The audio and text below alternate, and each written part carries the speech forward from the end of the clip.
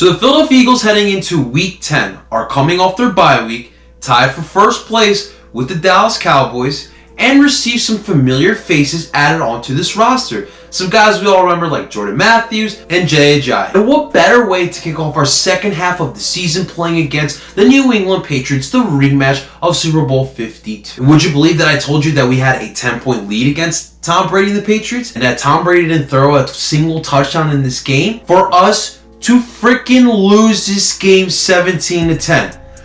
But as frustrating this game was, we still have to talk about this as we review the Eagles week that was with me and Parcero Philly, the uniter of all things sports and culture here in the beautiful city of Philadelphia. But sit back and hang tight, guys. We're going to discuss everything Birds coming up here. Let's get this, guys. Yeah! Alright, guys, Week 10 matchup, Birds versus Patriots, rematch of Super Bowl 52. This is what we all been waiting for since that actual Super Bowl, because like we discussed, both these teams were headed into different directions. The Patriots, as we all know, still reclaim back their Lombardi Trophy winning Super Bowl last season, while we have been in this quicksand spot for the last year and a half. The whole controversy with Nick Foles and Carson Wentz, and on this game, the controversy would continue again. But let's start off discussing this game, guys, because there is a lot to talk about, and we're going to start off with what everyone wants to talk about here in Philadelphia, and that is the Eagles offense, who did not show up yesterday in this game. And when we talk about the Eagles offense, it all starts with our quarterback Carson Wentz, who will receive all the criticism when we lose and all the compliments when we win. And unfortunately in this game, he received a lot of criticism after this game, but a lot of it was warranted. Carson did make some bad throws. It didn't look his sharpest. He would go 20 for 40, 214 yards, and threw a touchdown. Now, guys, with this offense that we have now, with the deficiencies that we have with this offense now, Carson Wentz is throwing more than 40 passes in a single game. We unfortunately will not win. We don't have the explosive offense that we saw, I don't know, maybe in 2017. If we continue trying to outthrow other teams, guys, we are not going anywhere. And I told you guys before this game, the game plan had to be run the ball down the throats on New England. We saw the New England defense give up 214 yards to the #1 rated rushing offense in the NFL, granted, but guys, we have been successful running the ball throughout the season. And in that first half, although we were missing our leading back, Jordan Howard, Peterson was going to that game plan using Miles Sanders, and it was working. But then the New England Patriots, being the New England Patriots, made adjustments and slowed Miles Sanders down. And at that point, Bill Belichick called Doug Peterson with his hand in the cookie jar. And once Doug Peterson shied away from the running game, you saw the complete difference with this offense. It wasn't as effective as it was in the first half, and the Eagles would finish with 81 rushing yards in this game. If you do not rush for more than 100 yards, we will not get any wins for the rest of the year. And like I said, this team was allowed 214 yards before their bye to the Baltimore Ravens. But another question mark has to be, okay, Miles Sanders wasn't working out. You gave more carries to Boston Scott in the second half. Why the hell did you sign Jay Ajayi if you're not going to use him? It's not like Jay doesn't know this offense. Jay has played in this offense before. And what, my man can't run up the two-hole for just a simple running back dive? Come on, Dougie. So when the running game was stalling, Doug Peterson decided, well, I guess we got to throw the ball. But who were you going to throw the ball to? Obviously this season, the safety net has been the tight ends, Dallas Goedert and Zach Ertz. Zach Ertz has been outstanding, as he always is. Dallas Goedert has come up in certain situations, but still has had his certain deficiencies, has had some turnovers and his own drops as well. But the receiving core is where everybody, and I mean everybody, even outside of Philadelphia, are pointing most of their fingers at. And this is where I am going to give the criticism to. Because our wide receiving core, that includes Nelson Aguilar, Jordan Matthews, Mac Hollins, and J.J. Arcega-Whiteside. Those are 4 guys right there. Combined, get this, 5 catches, 75 total receiving yards, and the most important stat, 0 touchdowns. Guys, that is absolutely putrid. No wide receiving group in the NFL is putting up terrible numbers like these guys are right now. Yeah, Carson Wentz didn't have the most accurate throws in this game, but guys aren't stepping up here.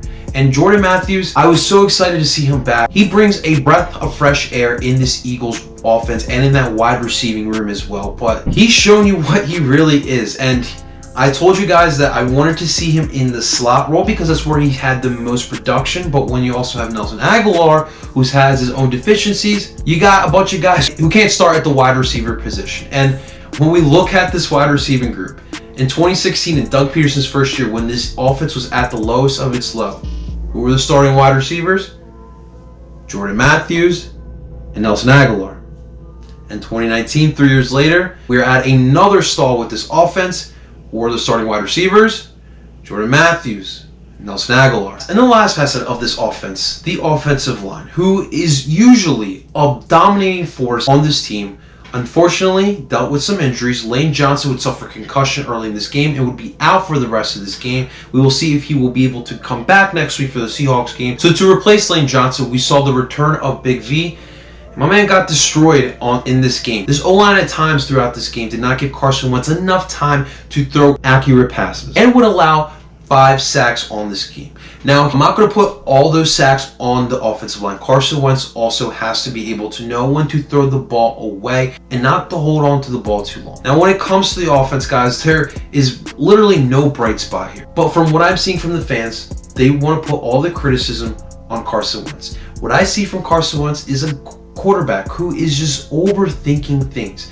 He really is in his head too much. His inability to trust the offensive line and the inability to trust receivers to make a play is causing these bad passes because he's being rushed. It is also causing him to hold on to the ball because he doesn't trust these wide receivers. So for you guys to put all the blame on Carson Wentz, it's not granted. Now for Carson, obviously, he's a franchise QB. He's being paid like a franchise QB. So he has to be able to get out of this funk because he cannot continue playing in his head. Something has to give. He needs to gain back his trust in his offensive line and his wide receivers. That means these guys have to step up just like Carson Wentz. Alright guys, but enough of the offense because we got to move on to the other side of the football, and that was the bright spot of this game because the Eagles defense is showing up week in and week out, and they showed up again against New England Patriots. Although we lost this game, this was the one bright spot and went with the game plan I told you they would go with. Man coverage, the defensive line, rushing the passer. Jim Schwartz even threw in a couple blitzes, and although we got 1 sack, we got in Tom Brady's face, and that is the important part. If you want to beat the New England Patriots, you got to get in Tom Brady's face, and that is what we exactly did. We only held this Patriots defense to 17 points. That is a win in my eyes, and Tom Brady, most importantly, didn't even throw a single touchdown. That is also huge. Most cases, when your defense only allows 17 points to New England Patriots and Tom Brady doesn't throw any touchdowns, most of the time you're going to win those games. So you have to see this as a win for the Eagles defense. Now, the other aspect that's going to get the blame for this loss here is going to be Doug Peterson. Now, in that first quarter, he was calling great plays. This offense was clicking, and it was looking like this game was going to go in our favor. But you're facing one of the best coaches, if not the best coach in NFL history. My man's going to make adjustments, and it's up to you to make adjustments as well. We didn't see the Doug Peterson that we saw in the Super Bowl. They're shying away from the running game, giving more carries to Boston Scott. I just really want to understand why we didn't go with Jay for at least 1 carry. Give me 1 carry with Jay. And Doug has to find a way to get his QB to come back down. Doug Peterson is going to be under a microscope this upcoming week because there was just way too many mistakes from the offense to the offensive coaching staff of this Eagles team. And also, we got to look at one aspect here that no one is talking about here, and that is Mike Rowe. Now, Mike Rowe is our wide receiving coach. Now, granted, 2017, these wide receivers looked a lot better. Nelson Aguilar was looking like an actual deep threat. Alshon Jeffrey was having a career year. What is going on with these wide receivers? And not to mention that Mike Rowe was doing such a great job that he got promoted to offensive coordinator once Frank Reich left. This offense has not been the same since Frank Reich left for Indianapolis. Could it be that handling the wide receiving group and also coming up with an offensive game plan for this team be too much for Mike Rowe to handle? That could be a possibility, but the way this offense is looking right now, Mike Rowe is going to be looking for a new job next year, and that is something we all have to start looking at. Guys, this was a rough game to watch, not gonna lie to you. It was tough seeing all these drop passes, Carson Wentz getting hit, Carson Wentz looking bad as well. It's going to be a long week, but guys, we have to move on to the next game because the Eagles, For the Eagles, it's not going to get any easier because we have to host the Seattle Seahawks here at the Link. And the Seahawks look like a good team this year. If it wasn't for a great San Francisco 49ers campaign that they're putting on right now, the Seahawks probably would be in first place at NFC West. But they will be coming into Philly next week. That'll be a much anticipated game. I'll be looking forward to that. Guys, 17-10 is the final score. Eagles fall to 5-5. One game behind the Dallas Cowboys in the NFC East standings. But guys, there is plenty of time here. String together a couple wins here in the end of November and December. We will be in the playoffs, and we still have a game to play with the Dallas Cowboys. I am not losing hope on the season, nor should you guys. But guys, those are my thoughts on the Eagles week that was, the Eagles versus Patriots game as well. But in the comments below, I want to hear from you, Birds fans. Give me your frustrations. Let me know Carson Wentz stinks. Let me know Doug Peterson stinks. Let me know this offense stinks. I want to hear it all. Let me know in the comments below. But guys, if you like what you see here and you want to continue seeing more, help me grow this channel here by liking this video, subscribing to this channel, hitting the bell button for notifications, and sharing this video as well as this channel.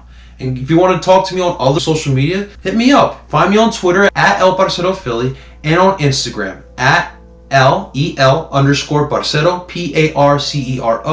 PARCERO_Philly. And until next time, mi gente, go Birds!